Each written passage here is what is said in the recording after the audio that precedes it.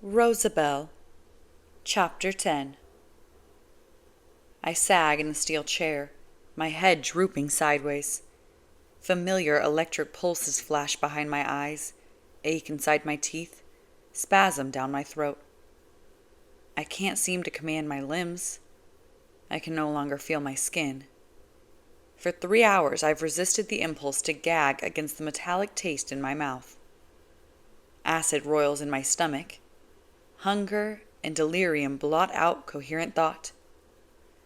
I jerk upward, registering that my eyes were closed only when they unhinge open, tearing in the glare of overbright light. A high-pitched frequency of static fills my head, the murmur of voices far away and disjointed. Brain capacity has dropped another percentage, someone says. She's deteriorating now at an exponential rate. We'll have to move on to yes or no questions. Rosa, says a voice, the familiar tenor grating. Rosa, there are only a few minutes left, then you get a break. I try to look at him, but my pupils are unnaturally dilated, details blearing in the harsh illumination of the exam room. Squinting painfully, I avert my eyes, realizing as I look down that he's taken my hand, holding it tenderly between his blurry palms. Revulsion overpowers me. I vomit. The involuntary action is automatic, but my empty gut conjures a little but humiliation. Someone wipes my mouth. Rosa, he says kindly. Focus for me, okay? Just yes or no questions now. Do you ever consider doing harm to the people of Ark Island? My chest is still heaving. Negative, says a faraway voice. Do you ever find yourself sympathizing with the leaders of the New Republic? I lift my head, color and light smearing where his face should be. Negative, says a faraway voice. Do you ever doubt? The jarring alarm of a distress signal goes off, a voice straining above the clangor to say, Brain capacity is at a critical low. 30 seconds. Rosa, he says quickly. Do you ever doubt the actions of the reestablishment? Affirmative, says a faraway voice. There's a tense pause. 20 seconds before permanent brain damage. Rosa. My lips feel strange, rubbery. The steady shriek of the alarm still echoes through the room. 15 seconds. Rosa, do your doubts ever overwhelm your loyalty to the reestablishment? My head lolls backward. Negative, says the voice, shouting over the din. I jerk forward without warning, gasping as hundreds of laser prongs retract from my body, releasing me from a simulated paralysis. The alarm goes silent. I slump in my seat, the back of my chair biting painfully into my neck, my senses slowly awakening. Cold seeps into my skin, bruises blossoming along my inner arms and elsewhere, everywhere. I can already feel them blooming as they always do along my torso, wrapping around my back. My heart rate's still too slow, my lungs still compressed. I strain for breath, my limbs trembling. I can feel the pressure of his hands now, the familiar shape and weight. I attempt to pull away, but his grip only tightens. I look up, searching as if through water. My pupils contract, restoring my vision by degrees, the room slowly focusing. In the clearing blur, my mind conjures his face from memory. Portraits old and new layering like double exposures before resolving into the present moment. Up close he's tenser, sharper, but his hair's the same as it ever was, pitch black to match his eyes. I stare at him vacantly even as gales of sensation wash over me. The clasp of childhood, the press of sunlight, a breathless dash through summer rain. Sebastian smiles, but the effort is strained with genuine concern. I look away, my tired eyes falling open upon the expanse of his upper body, the subject of my endless fascination. So many hours of my life I spent wondering how I might carve his heart out of his chest. "Rosa," he says softly, a finger slipping under my chin, lifting my gaze. He grazes my cheek with his thumb, and I'm too tired to flinch.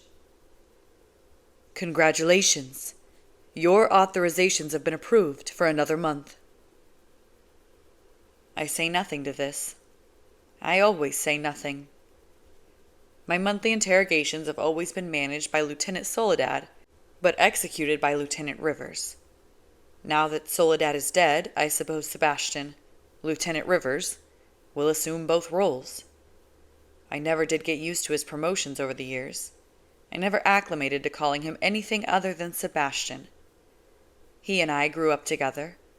Our mothers were best friends. For so many years, he was everything to me. "I'm always grateful to be the one to do this for you," he says, squeezing my hands. "When we're married, I can take even better care of you. My personal reports will be far more exhaustive, which means I can petition for longer periods between interrogations." I swallow, the movement painful. My throat is desiccated. "Sebastian?" "Yes?" Again I swallow. "May I have some water?" He shakes his head, retreating, his eyes pinching in distress. "Your meal vouchers haven't renewed yet. As soon as they come through, I'll let you know." Once more I swallow. My rations diminish from week to week, leaving nearly nothing by the end of the month. This supply replenishes only after I've cleared my interrogations. The problem is that I receive hardly enough food even for one person. Clara isn't counted in the distributions. The reestablishment doesn't believe in wasting resources on the weak. "Why do you have to give her so much?" he asks. "What's the use when you know how it's all going to end?" I pull away from him, stumbling as I fight to stand. Sebastian reaches for me automatically, and in my haste to escape him, I slam into a wall of steel cabinets, awakening a cascade of sound. The lingering disorientation's almost worse than the interrogation itself. I don't like to lose control. "I need to see Clara," I say, trying to steady myself. "I need to tell her I'm leaving. I've never left the island before, and I'll need to make plans for her. I need to wash the windows. I didn't wash the windows today, and if I don't wash the windows every day, soot stains the glass and she can't see outside, and she needs—" I stumble. The room tilts. "She needs to be able to look outside, or I should speak with Zadie. One of her boys just lost his rations for the week, and if I give her some of my meal vouchers, maybe she'll help care for Clara while I'm gone." "Rosa, I'd like to go home." I cut him off, touching my fingers to my mouth in alarm. It occurs to me that I might be talking too much, and the realization scares me. "I'm tired," I say, my hand falling away. "I'd like to go home now." Sebastian takes a breath. "All right," he says. "You're allowed a brief interlude before deployment tomorrow. I suppose you can take it now." "Thank you." "I'll fly you back and we can run through tomorrow's itinerary one more time. Remember," he says, and I finally meet his eyes. "Klaus was only able to map out a program of action for 24 hours. By sunrise, we'll have just under 3 hours of script left. After that, the subject's behavior is no longer certain. You'll be on your own to manage him." I nod blindly. "I understand." "Give me a minute to grab some things before we go," Sebastian says, flashing me a smile. Now that we're engaged, I can stay with you overnight. My head sharpens in an instant. Overnight? His color heightens. He shakes his head. I only mean that I can help take care of you. I turn away in response, staring into the middle distance as my heart pounds. In less than 24 hours, my life has been so rearranged as to be unrecognizable. Soledad is dead, a cause for celebration, and yet I've been freed from one aggressor only to be shackled to another. Never again can I hold Sebastian at bay, enduring him 1 month at a time. I can't even reject his proposal without being accused of insanity, or worse, disloyalty. Who but a traitor would reject an opportunity to leave the pit, to marry into wealth and prestige, to never know hunger? And then there's Clara. If you married Sebastian, things would be better. They'd lift the sanctions. You wouldn't have to pretend we have food in our cupboards every morning.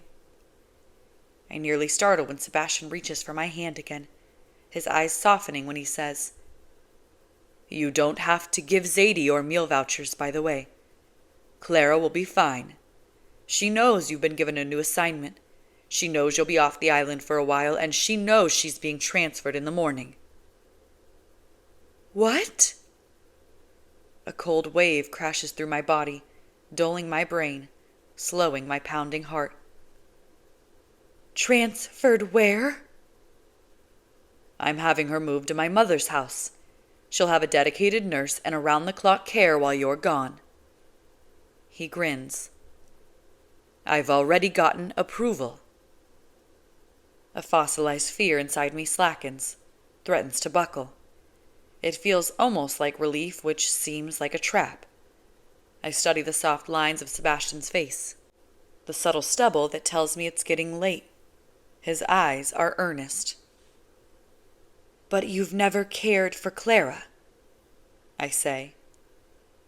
Can you blame me? Sebastian's smile is self-deprecating, as if he said something charming. The simple fact of her existence is killing you. She's parasitic. The instinct to shut down is reflexive. I feel it happening almost without my permission, senses powering off until my very body feels foreign to me. My hair feels like someone else's hair. My skin feels like someone else's skin. I hear myself say from far away, Then why would you care now? Sebastian steps forward, and I've withdrawn so deep inside my mind I hardly feel it when he pulls me close, rests his forehead against mine. I've always loved you, Rosa. After everything that happened with your family. He shakes his head. I've only ever wanted to take care of you, even if that means taking care of your sister. His voice deepens, softens. I feel like we've been waiting our whole lives for this. I still can't believe it's happening. After all these years, we're really going to be together. Sebastian pulls a ring out of his pocket, and a carousel of memories sweeps through me, pushing me deeper into the abyss. The taste of blood I vomited while he looked on, the sound of his saccharine voice echoing, You've disappointed us, Rosa. You've disappointed all of us. The blinding pain in my right arm, the disjointed sounds of my own screams. You've disappointed us, Rosa. The scrape of stone under my knees, the gasp of ragged breath. You've disappointed all of us. The quiet violence of the gold band he slips onto my dead finger. I study it glimmering against my skin. By inches I lift my head to look at Sebastian. A glaze of blue light winks across his dark eyes, and I realize I don't know how many people are watching. Only criminals need privacy, Rosa. I know you can't wear it while you're gone, he whispers. And I know we're not married yet, but I want you to take it with you so you'll remember what we're fighting for. He smiles at me with genuine, unbridled affection, and I'm stunned, not for the first time, by Sebastian's ability to live in a dreamscape forged entirely of delusion. He wasn't always like this. Over the years, I watched him give his mind away in pieces, devoting himself to the cult of the collective opinion, offering up blind faith in exchange for fraternity. Sometimes, when I drift safely under the veil of near sleep, I find I can be generous with my thoughts. In the twilight of consciousness, my heart expands enough to remember Sebastian as he once was, enough to pity the man he is now. The feeling never lasts long enough to provide comfort. If I fail this mission, I'll be out of options. Sebastian will loom over me, always, killing me softly for the rest of my life.